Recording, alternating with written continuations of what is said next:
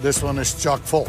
So we're gonna have to raise the dike, raise the water level, so it gives it more time to settle in. First, the calm before the storm. Every inch is heavy with promise and risk, and for Tony Beets, there's no room for error. The water level must rise just enough to let the gold settle. One misstep, and all the effort of decades could be lost. Tony Beets, star of Gold Rush, is facing a reality harsher than any mountain he's crossed. Tonight, the silence is thick, heavy with the kind of tension that only comes when a man's entire livelihood hangs in the balance. This is not what Tony envisioned for his life. Yet here he stands, under the scrutiny of government authorities, sealed machines, and red markers that declare every operation illegal. Just before the weight of reality threatens to crush him, Parker makes a quiet, calculated move. Every ounce of gold Tony had labored for is now at risk. Was Parker waiting for this moment all along? Or did he act on instinct, recognizing the crack in Tony's armor? The answer will unfold soon. But for now, stick close, because Tony's story is far from over. Even among the youngest miners, Tony is recognized as a figure of unmatched resilience. Unlike others, he faces extreme challenges without hesitation. On Gold Rush, he has always been the underdog who transforms adversity into triumph. Mountains, freezing waters, equipment failures, they only sharpen his focus. Tony's career didn't start with fame. It started with sheer persistence and creativity. In 1994, he began putting his bold ideas about gold mining into practice, leading to the creation of Tamarack Gold Resources. From the start, Tony proved that his instincts were rare. Every decision, every claim, every dredge added to a legacy that few could rival. Over time, his influence grew to the point that even small disruptions in his operations rippled through the gold industry. He wasn't just a competitor. He became a benchmark. And it wasn't passion alone that fueled him. It was innovation, strategy, and an unshakable desire to succeed. When Tony appeared on Gold Rush in 2011, he brought years of experience to the show. Fans watched as he unraveled complex mining operations, revealing the secret mechanics of gold extraction that only years of practice could teach. From Rit Ness to Chris Dumit, Todd Hoffman, and Parker Schnabel, his eventual rival, Tony outperformed them all with skill and cunning. Every season presented new challenges. Machines failed at the worst possible moments, fires erupted without warning, and dredges got stuck under impossible conditions. Yet Tony's methodical approach allowed him to turn crises into victories. Fans watched in awe, recognizing his unwavering dedication. With every decision, Tony was building a legend that was inseparable from the Gold Rush itself. But even legends face tests they cannot predict. The shocking turn. It all began on a morning that seemed ordinary. Tony, dressed in his thick coveralls, prepared for a day in the field. But routine turned into shock the moment his foreman arrived, eyes wide with disbelief. There it was, a metal dredger, motionless, standing in stark contrast to the life it had always represented. This was no ordinary machine failure. A government red seal encircled it, a rigid, undeniable mark that forbade any further operation. The dredger, once the heartbeat of Tony's empire, had become a monument of helplessness. The implications were immediate. Sweat ran cold down Tony's back as the reality of the shutdown sank in. Rumors spread like wildfire among miners. Political interference, legal disputes, or perhaps Tony's own missteps? No one had a definitive answer, and the uncertainty only heightened the stakes. For Tony, this was not merely an inconvenience. It was a direct threat to everything he had built. Years of hard work, every ounce of gold mined, and every plan executed with precision now faced an abrupt halt. The machinery sat frozen, the crew whispered among themselves, and Tony stood in disbelief, calculating the next move with every heartbeat. Amid this chaos, Parker saw opportunity. Where Tony saw disaster, Parker saw a chance to advance his ambitions. Long an ally, he now positioned himself strategically, preparing to capitalize on Tony's misfortune. For Parker, timing was everything, and the moment had arrived. The official explanation arrived shortly after: hydraulic overreach and missed reclamation orders. To many, it seemed like a technical fault, but Tony knew there was more at play. Rumors and false narratives swirled, hinting at political games, envy, and deliberate sabotage. Yet he did not panic. Tony's defiance. Even in the face of overwhelming odds, Tony maintained his composure. Meeting reporters, he addressed the crisis head-on. "They call me reckless," he declared, voice unwavering. "But I've been here longer than half these paper pushers have been alive. You want to talk about pollution?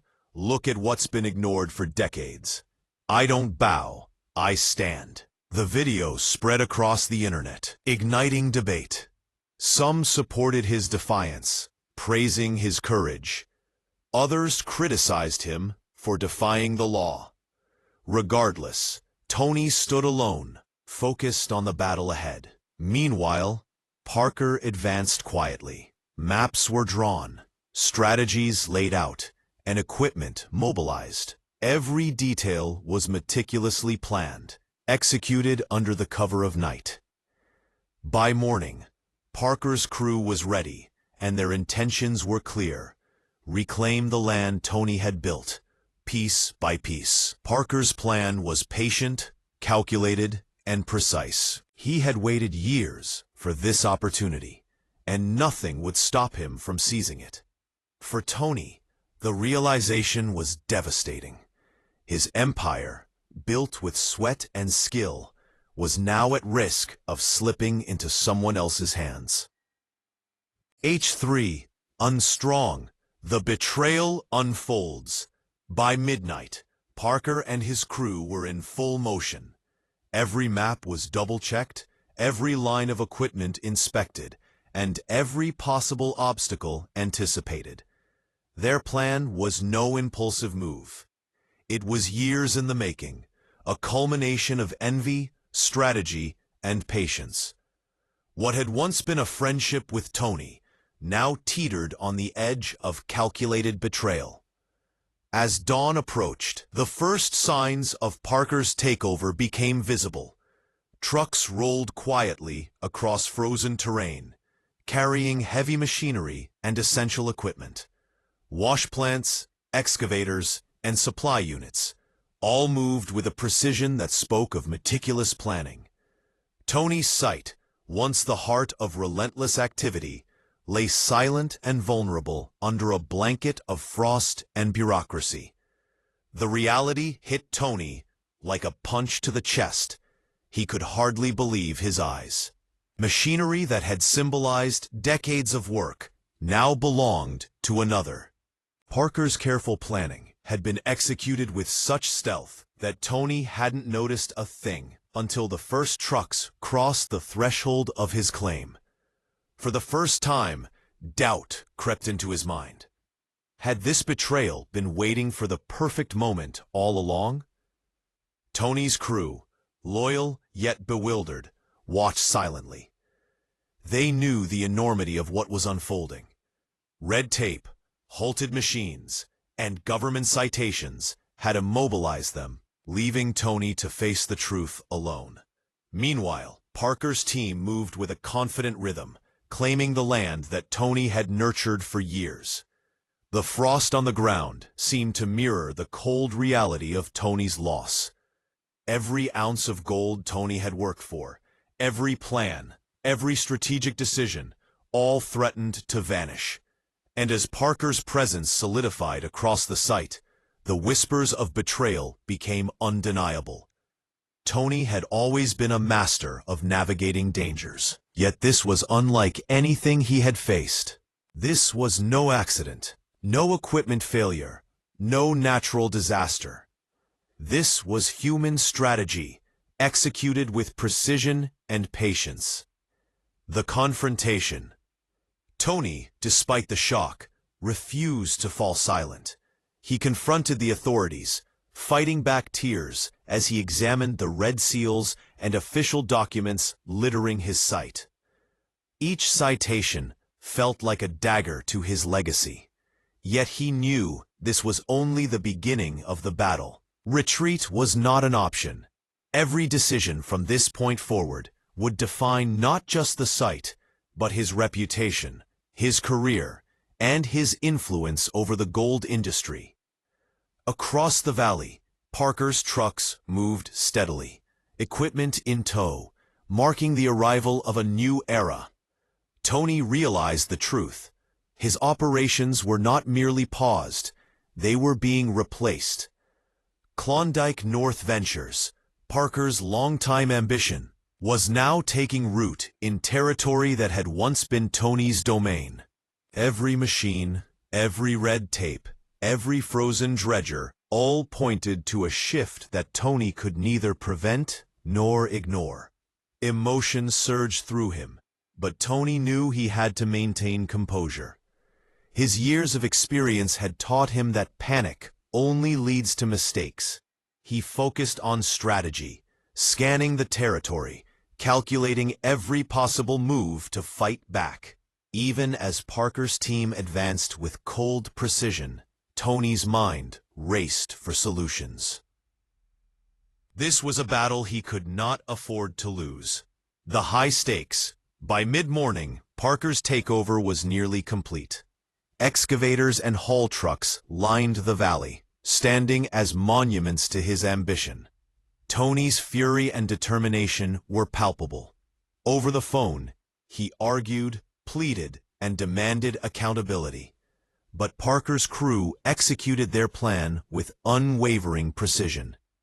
Every line of action they had prepared worked seamlessly, leaving Tony to witness the dismantling of his empire in real time.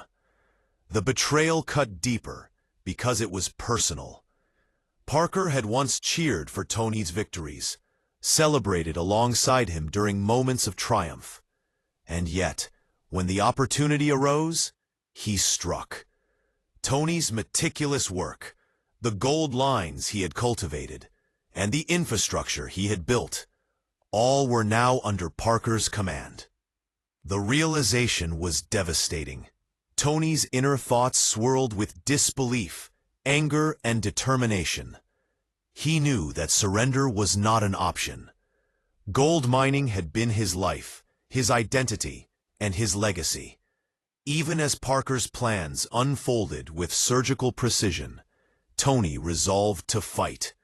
The road ahead would be grueling, but he had faced impossible odds before, and survived. Parker's plan, executed under the cover of night, had achieved its goal. The land, once Tony's, was now under new management. The machinery, red seals, and frozen sites were no longer symbols of Tony's dominance. They were reminders of the fragile nature of power and ambition in the cutthroat world of gold mining. S3. The fight back. Tony's mind raced as he surveyed the devastation. Machinery frozen, red seals everywhere, and Parker's team now fully entrenched in his claim. Yet even in the face of betrayal, Tony refused to yield. He had built an empire from scratch, and no rival, even one disguised as a friend, would take it without a fight. He started with strategy. Every citation, every government document, and every technicality became a weapon. He consulted lawyers, spoke to reporters, and analyzed the exact legal grounds of the shutdown. Tony understood the stakes. A single misstep could not only cement Parker's claim, but destroy his reputation entirely. But for Tony, gold mining was more than business. It was legacy. And legacies are not surrendered lightly. Meanwhile, Parker's confidence grew. Having moved with stealth and precision, he believed the battle was won before it began. His team had secured machinery, cleared frozen land, and mapped every operational detail. To Parker, this was years of ambition finally realized. Yet, even as he celebrated, Tony's presence loomed, a reminder that one man's determination can never be underestimated. Tony rallied his crew. Despite shock and disappointment, their loyalty remained. Together, they formulated plans for inspections, media coverage, and potential reclamation. Tony's voice rang clear, commanding, and unwavering. "This isn't over. We built this from nothing, and we're not letting it slip without a fight." The team nodded, a silent pact forming in the frost-bitten morning. End of an era, or beginning of a legend. Days passed, and the standoff continued. Parker had control of the land, but Tony had something Parker could never buy: experience, knowledge, and the unwavering support of loyal miners. Tony meticulously documented everything, uncovering loopholes in the shutdown orders and regulatory missteps. Each day, Tony grew stronger in resolve. Interviews with reporters, social media posts, and the trust of the gold community provided him leverage. Fans and supporters around the world watched as Tony refused to crumble. He became not only a miner fighting for land, but a symbol of perseverance and resilience against overwhelming odds. Parker, for all his preparation, underestimated Tony's resolve. The gold lines, the frozen machinery, and the red-taped shutdowns were formidable. But Tony's determination proved even greater. In the high-stakes world of gold mining, this battle was far from over. For Tony Beets, this wasn't merely a fight over land. It was a battle for legacy. Every dredger, every haul truck, every inch of ice-covered ground represented decades of labor, ingenuity, and persistence. He had faced fires, machine breakdowns, and harsh mountains. Now he faced betrayal and bureaucracy. Yet his spirit remained unbroken. As Parker's trucks rumbled across the valley, Tony prepared his next move. He had learned that success is not defined by uninterrupted victories, but by the ability to rise again when the world turns against you.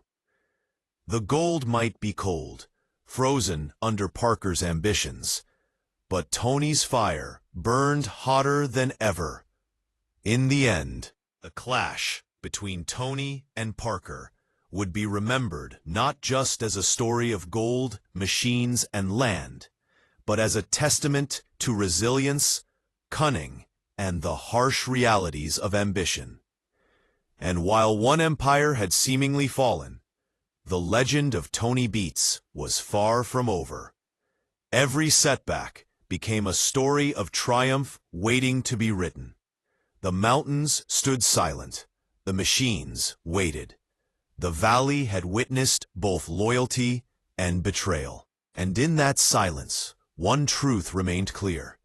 In the unforgiving world of gold mining, Tony Beets was a force that no strategy, no machinery, and no rival could ever fully contain. The frost-covered valley had never felt colder. Tony walked the perimeter of his claim, eyes scanning every frozen dredger, every idle truck, every inch of machinery now under Parker's control. He knew time was ticking. Every hour that passed without action strengthened Parker's hold.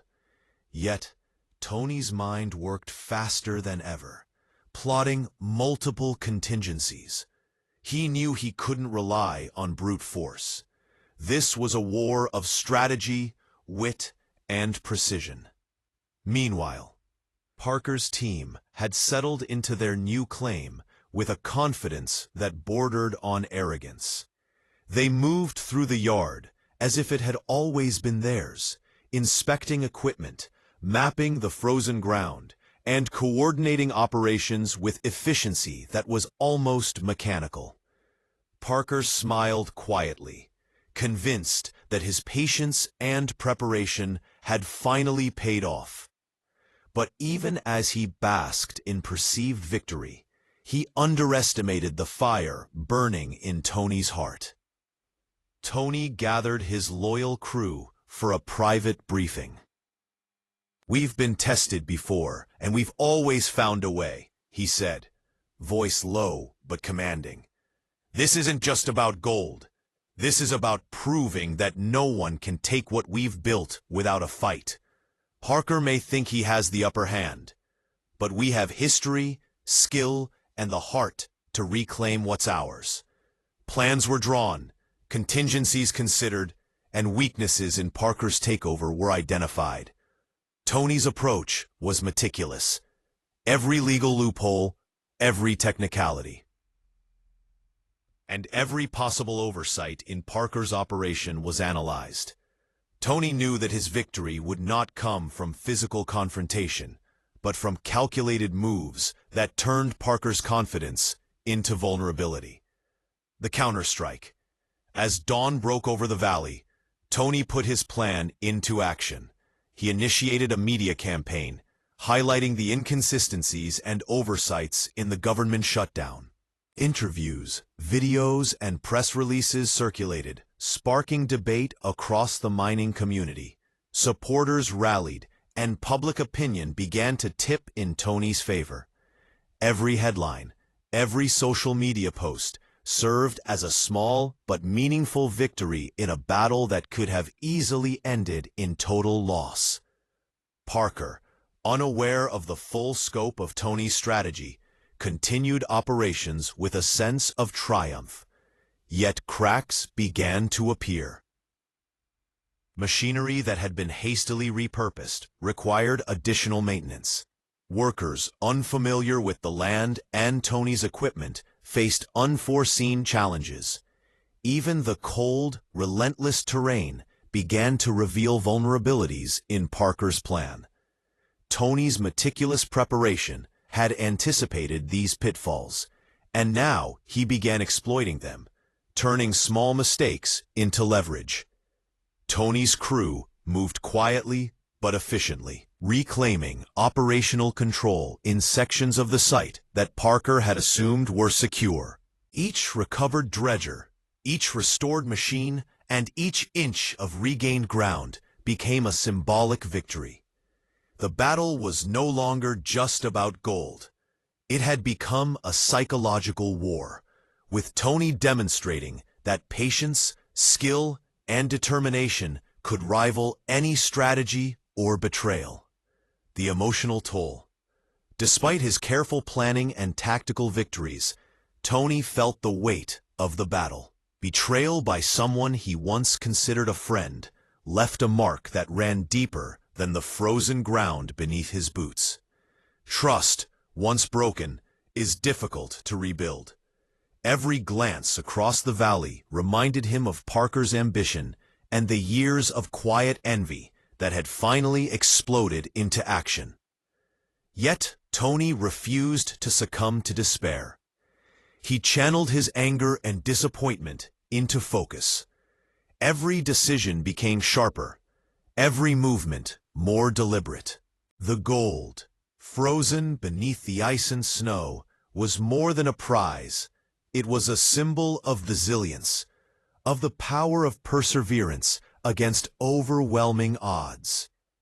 As Tony walked past the frozen dredgers, memories of victories and hardships flooded his mind. Each machine had a story, a challenge overcome, a triumph etched in sweat and grit. The valley had witnessed fires, malfunctions, and impossible winters, but it had also witnessed Tony's ingenuity and determination. And now, as Parker's shadow loomed, Tony knew that this was the ultimate test, a chance to prove that legends are not defined by uninterrupted success, but by the ability to rise after betrayal. Over the following days, the battle intensified. Tony's counter-strategies began to yield results. Inspections revealed technical violations in Parker's operations. Legal filings challenged the validity of the takeover. Public support grew as Tony's story spread across mining communities and social media platforms. What had begun as a devastating blow was slowly transforming into an opportunity for redemption.